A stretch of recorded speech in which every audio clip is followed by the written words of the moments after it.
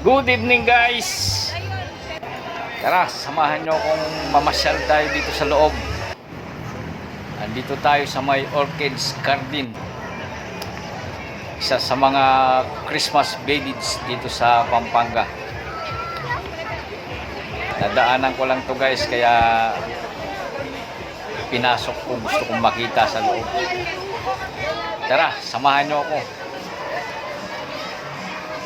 Medyo sa bungad pa lang parang maganda na. Medyo napakaraming tao. Dami palang tao dito guys. Nagulat ako.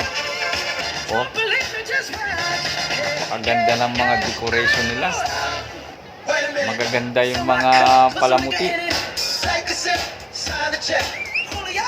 Sigurado mag-e-enjoy yung mga kids dito guys. Kasi halos nakikita ko halos pamilya yung mga nandito. Kasama yung mga kids. Ayan o. Mga bata. Talaga namang mag-e-enjoy. Mag-e-enjoy sigurado. Kasi doon lang sa mga makukulay nilang Christmas light. Tapos yung mga design nila ang gaganda. Kaya perfect talaga to sa pamilya. Parang family bonding na rin. Maganda siya, maganda. Oh. Napakaganda, lalo na yung mga couple. Ayan oh. Yung mga nagliligawan. Perfect to. Yung girlfriend mo, hindi mo pa nasapasagot, sigurado dito mapapasagot mo pag dinala mo dito. Okay guys, salamat sa panonood.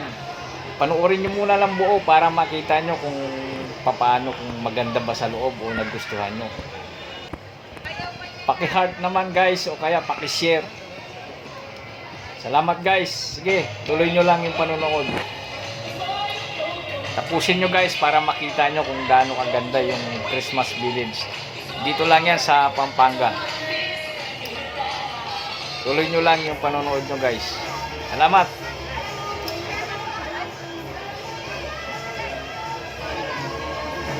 Medyo maraming tao.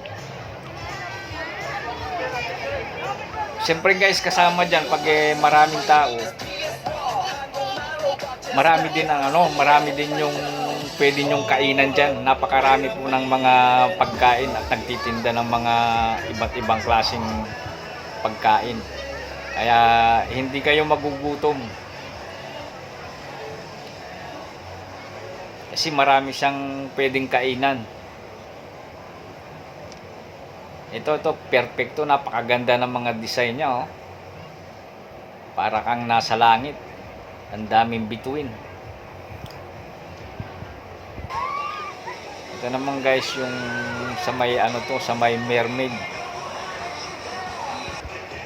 Makikita niyo dyan si Snow White.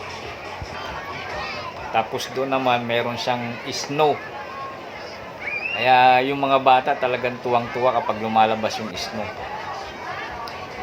Kaya perfect doon sa mga family bonding talaga. Okay guys, thank you. Tuloy nyo lang yung panonood nyo. Paki-heart naman po at saka paki-share na rin. Salamat. Thank you.